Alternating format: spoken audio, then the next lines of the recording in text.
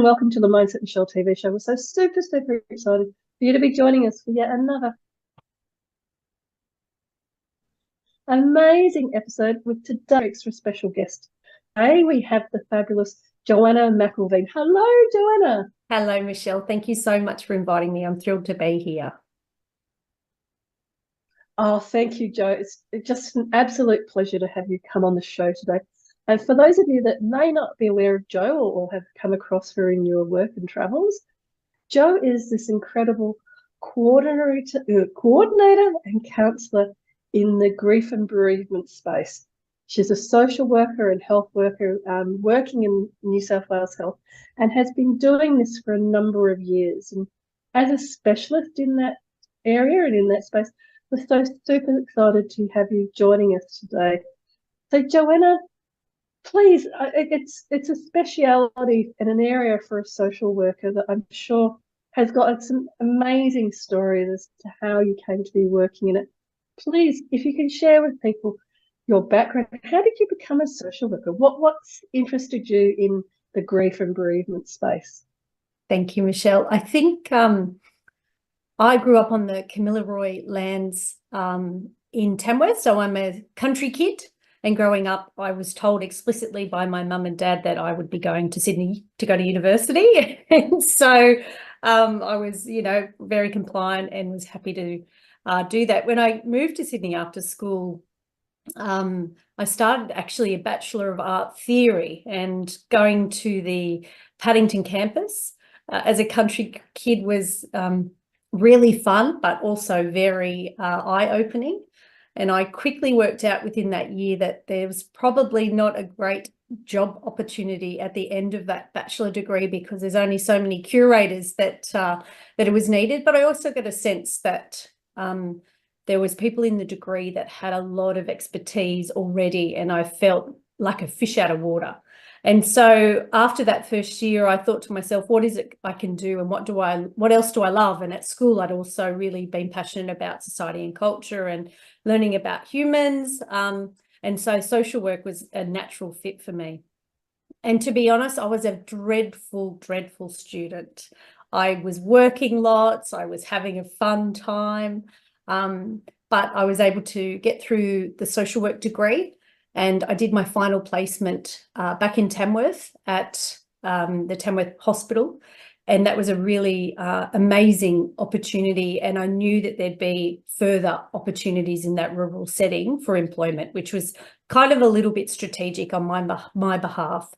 But I think the important thing related to why I chose social work was that I'd come from a family with very, very strong values around social justice, respect, compassion, empathy. My grandmother, who I spent a lot of time with, was an extraordinarily kind person. She was all about equity and fairness. My parents, again, very strong values around doing the right thing. My mum actually was one of the founders of the first women's refuge in Tamworth, which obviously instilled some fairly important values there. And also I spent a lot of time in one of the Tamworth youth centres where a whole diverse community of younger people would come. And so I had friends from all different backgrounds, and I was able to get a sense of disadvantage and injustice from a very early age. When I was doing my final placement in Tamworth, there was two very significant deaths that happened within our family. And, looking back, not knowing it at the time, but looking back, those two deaths of my grandmother and my brother-in-law significantly impacted on my path now. And I remember, as a family, we did not grieve well in either aspects. No one was role modeling how to grieve. And in your early 20s, in the early 2000s, grieving looks very different to it, doesn't it, as it does now. My cousins and I would go out drinking and, talk about things, and that was okay. But that was really the only way that we opened up about our experiences of grief. And so many years went on. I lived overseas in Munich for a couple of years, and then I came back to social work in Australia And I remember one specific incident where I was working as a ward social worker in an aged care ward. And it was early in the morning on the ward, and I was by the nurses' station. And this man came to me holding one of those large pink hospital bags. And he said to me, "Oh, I'm just collecting my mum's belongings. We didn't know she was going to die last night. No one had told us. Had anyone have told us, we would have stayed. We wouldn't have gone home." And he looked bereft. He was grey. His eyes were red. You know, he was obviously in shock. And I sat down with him. We talked. I apologised that no one had told him that that was happening. It was happening. The team knew it was happening. The ward knew it was happening, but no one had been brave enough to communicate that with him. And I remember after I'd spent time with him, provided him with the information around organising a funeral, etc., that I felt this overwhelming sense of anger. I just thought, what are we doing? This is not okay. That family missed an opportunity to say goodbye, to be there and to love their person, you know, in his case, his mum, because we weren't brave enough or courageous enough to tell them that it was happening, or that we didn't prioritise the impact of her death on their lives. And I was furious to a point where I was crying, and I went into my manager's office, and he's a remarkable person and still a very dear friend and mentor. And I, you know, kind of went, this is not good enough. We knew she was dying. How come the family didn't know? That is not okay. And he just sort of looked at me and said, "What are you going to do about it? What can you do about it?" And I was like, right, well, I'm going to look at this. I'm going to do a project. I'll learn how to do ethics, and I'll spend some time with families looking at the impact of poor deaths in hospitals on them in their bereavement, and also, you know, the larger impact on their family, thinking about, you know, what had happened in my family. And we did have opportunities to say goodbye and do all of that. So it was different in one sense, but our grief in many ways was very similar, very complex. And again, not knowing where to turn, not knowing what to do, set me on this path around learning how to do ethics. So I met with who is now my PhD supervisor, who sort of said to me, "Okay, I can show you how to do ethics, but what are you going to get from doing this bit of work? What do you want out of it?" And she talked to me about doing a master's or a PhD. And my husband being an academic and having a PhD, you know, him and I talked about it, and he was really excited to for me to have an experience with, you know, lifelong learning as such, as a PhD is. And so that's the path that I took. So that's sort of how I came to be so immersed in the end of life space. And I think although I'm employed as a bereavement coordinator and counsellor, and given my PhD in the end of life space, I think for me overall, it has become a more vocational approach to living. It's something that happens in my life, my work, my uni, and it's really for me around building capacity, engaging community, and increasing understanding and connection when it comes to death and grief. And what an amazing, incredible story. And Joanna, you know, this is such deeply personal things that we're talking about, even though it's your history and your background. And thank you so much for so beautifully sharing the different stages, you know, from the Bachelor of Arts and recognizing that, you know, perhaps curation was not the pathway to go down, through to the social work, and recognizing that those deep family values, whether it was from the youth centre or the women's refuge in Tamworth, that you were instilled from a young age with all of those different incredible values about equity and fairness and justice. And then years later, you know, that experience that you had on the aged care ward, and recognising that, I love how you changed the language there to the end of life space, and that your PhD is in there. It's not about the grief, and it's not about the bereavement. It's about the end of life, and then coming to that realisation. And I know with your work with Palliative Care Australia as well, it's about, you know, the vocational approach to living. And living, part of living is understanding the process, etc., around dying and grief and what have you. With such interesting insights into humanity, into people, and people in some of the most difficult times of their life. I'm fascinated. What does success now mean to you? What do you think success sort of drives you in your life? A really excellent question, and having an opportunity to reflect on that has been really lovely. I think for me, what success is, it's really about finding the thing that you are passionate about, finding the thing that makes you get up and feel inspired every day. Because what happens then is it's not work, right? It doesn't become work. It's something that you're intrinsically driven to get up and do.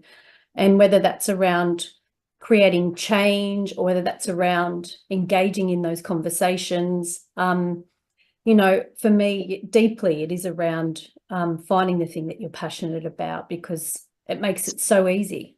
So what would you say then that you're deeply passionate about? What would you succinctly say? I'm deeply passionate about giving people more tools to live with, or what are your words around your passion? So I guess for me, there's two aspects to it. And the first one is I'm passionate about having a community that is comfortable, confident, and understands the systems that we live in when it comes to death, and how to navigate those systems and how to support each other during that time, when we're caring, when we're at end of life, when we're grieving. And sitting under that is a community that is connected, a community that cares for each other. And by that, I mean, there's practical aspects to that, but there's also, the tiniest little thing that you can do within your neighborhood, within your community, that could mean the world to someone. I was listening to a podcast the other day. Trent Dalton was talking about a story whereby a person was thinking about ending their own life. And at that point in time, they'd had a measure in their head. If someone walks past me and says hello, I won't do it. And someone walked past and said hello.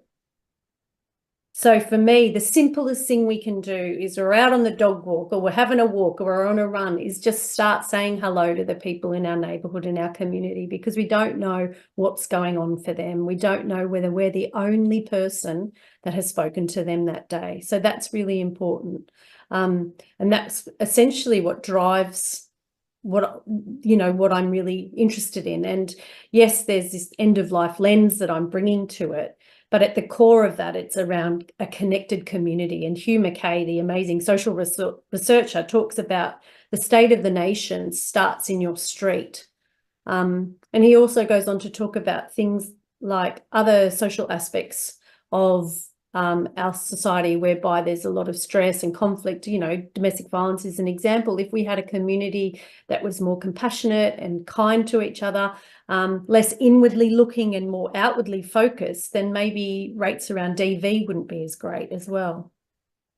What interesting, again, such profound and fabulous ways of looking at success, whether that's about, building the systems for death within the community, or whether within that community just having even the simplest of intentions within that community to support each other and to be there for each other. And I love that example of, even just saying hello. If somebody says hello, I'm not going to think about suicide for today. If somebody just is a little bit kind, then what an incredible way of defining success for yourself, and defining success as your purpose and as your focus for your life.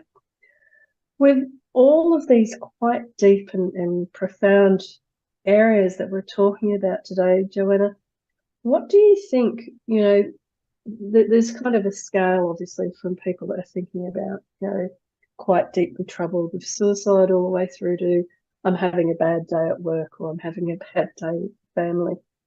But as a social worker and somebody that works with supporting people to create better mental health or wellness in different ways, what are some of the key tips or suggestions that you have for people?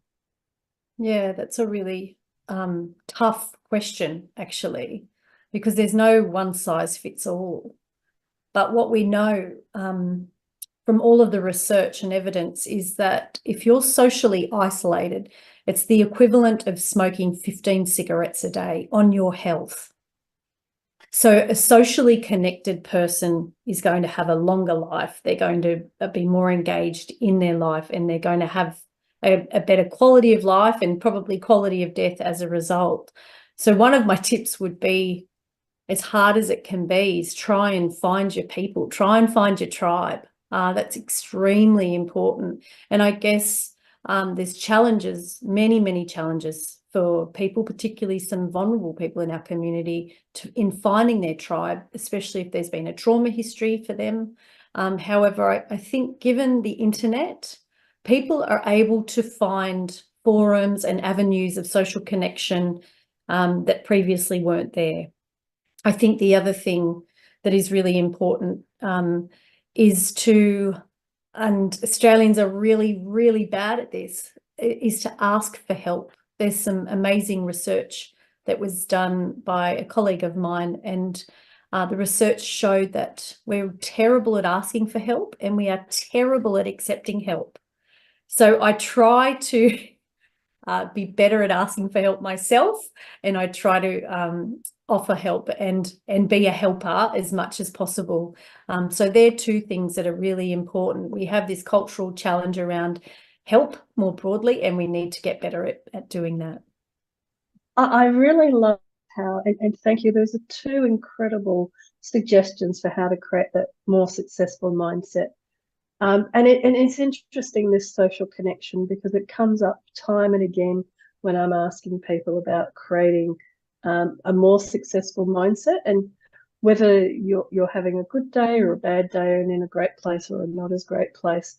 I think that finding your tribe, I love using this example where my name, Michele, has got one L, and I actually set up on Facebook a tribe of women, of people called Michele with one L. And what was fascinating to me was that all of these different people I'd never met, and many of whom I will never meet in my life, but we all had similar stories. We spent a lifetime of explaining to people, it's Michele with one L. You write it with one L, this and that. So Yeah. finding your tribe, and I'm using this in a funny example, but a very real example as well, to demonstrate it actually doesn't matter what it is that you pick or you think about. There are going to be people out there on some form of social media that have similar experiences, and it doesn't cost anything. You're not judged, you're not this, you're not that. You can set it up, and then you can find people with similar experiences. And I appreciate you pointing out that, especially here in Australia, but I'm sure in other cultures as well, your second tip about asking for help and then being open to accepting help. I did another fabulous example of this. Got lots of examples today. I was with a group called Insight Seminars, where they had this toothpick exercise. And in that exercise, if you were off track, there was no clapping from the people around you. But if you moved a toothpick and it was the right move towards the solution, they clapped. And it was this concept of the universe and the people around you giving feedback. And I think that asking for help and being open to receive it is one of those things where you taking that action, that small microscopic action, as small as moving a toothpick, then initiates the universe, the people around you, whether that's online or in person, being able to help you and give feedback. But Joanna, I'm sure that those are two funny examples I thought of.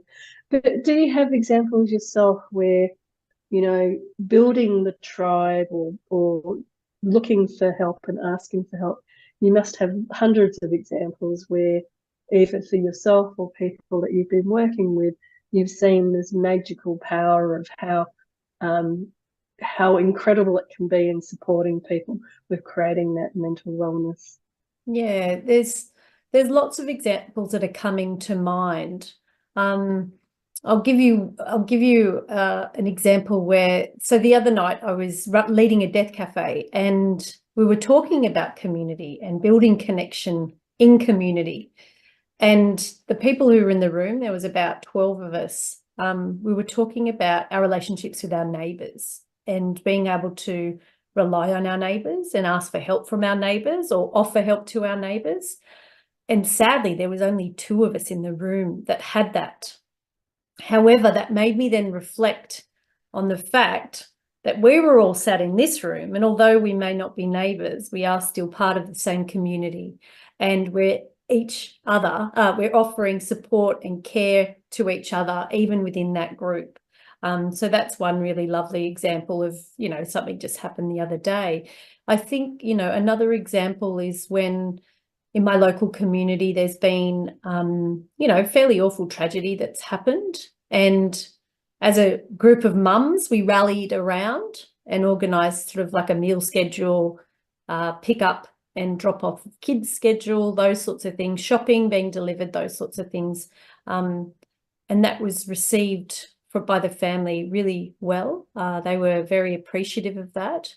But after a certain amount of time, they felt like they didn't need it anymore and felt confident enough to say, although we've appreciated it and we're very thankful, we're okay now. And that's really good too. It's really good to be able to have that honest, open conversation with the helpers in your community at a time when you don't feel like you need it either at that point any longer. And I love those fabulous examples, because all too often, you're so right. You can be sitting in a group saying, nobody ever does this, or this never happens, etc., etc. But if you actually pause and then look around like you did at the Deaf Cafe and went, oh, actually, we're a community, we're a tribe, the people here, and what support can we offer to each other and help each other with, and starting with recognizing what is around you, and that may even just be the people in the elevator in your building, or in the just outside of your building in the closest coffee shop where people from near where you live, if you live in a house, the people from there go. And then the second example, which was again very touching, around when you do know that families or people in your area are having a hard time, and being part of, supporting. And I similarly found on Facebook somebody was delivering some goods to a mental health hospital nearby, and they put out, if you have any items, can you, please help with giving items. I would never have, myself gone to this particular hospital and delivered goods, but somebody had a personal experience and a personal reason for wanting to give back in that way. And so supporting them, again, this is where I think Facebook and other social media platforms have changed it now. So as you were saying about being around your tribe, finding the people that you can offer support to and you can ask for support from is really an important part. Yeah. What other sorts of suggestions do you have, Joanna? I think it's really important to know your strengths and what you kind of bring to your community or your workplace, whatever it might be. But also then know the strengths of others, or encourage others to, work on working out what their strengths are. I think that that's really, really important, because for me, I'm such a massive team player, and recognise that I can't make change or be motivated enough by myself just to engage community on that level. It takes a team of people to be able to do that, but also a team of people around me to support me to do that as well. So knowing what we all bring to the table, to a partnership, is really important.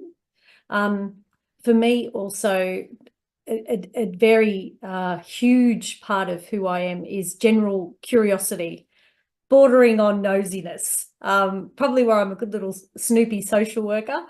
I love getting to know about things broadly, but especially that person in front of me. So we all have that sort of story to tell, and by being curious about that person in front of you, you might learn something more broadly, but also something about yourself. We spoke briefly before we started recording, Michele, about imposter syndrome, and I think that that's something that contributes to success as well, in that being okay with sitting in the discomfort of imposter syndrome is really important, you know, because we've all been in meetings, or we've all been in at community events where you think to yourself, oh my gosh, who am I to be speaking at this, or who am I to be, you know, leading this bit of work, when there's, you know, MPs in the room or mayors in the room, whoever's there. So just acknowledging how you're feeling and sitting with that discomfort is really, really important. And I think the most important thing for me, and many people who know me would say this is not a tip for success, or necessarily a strength, but for me it is, because it opens up opportunities, is just say yes. Say yes to whatever is being thrown your way, because you don't know what that will then lead to. You know, and by saying yes, you're kind of enjoying the ride as well.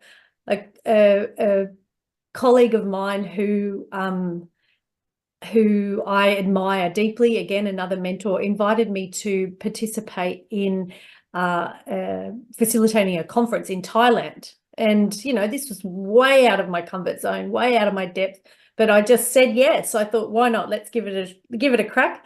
And it was amazing. And being away with her for the week was invaluable for me, and has led to so many other opportunities coming from that. So that's something that I think is really important, is to just say yes.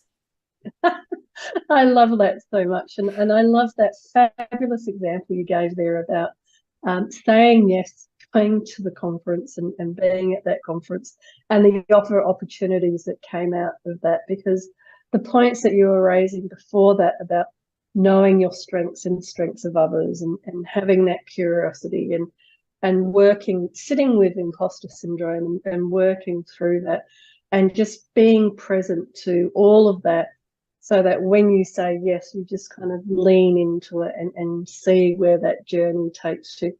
It's been such an interesting journey with you today, Joanna.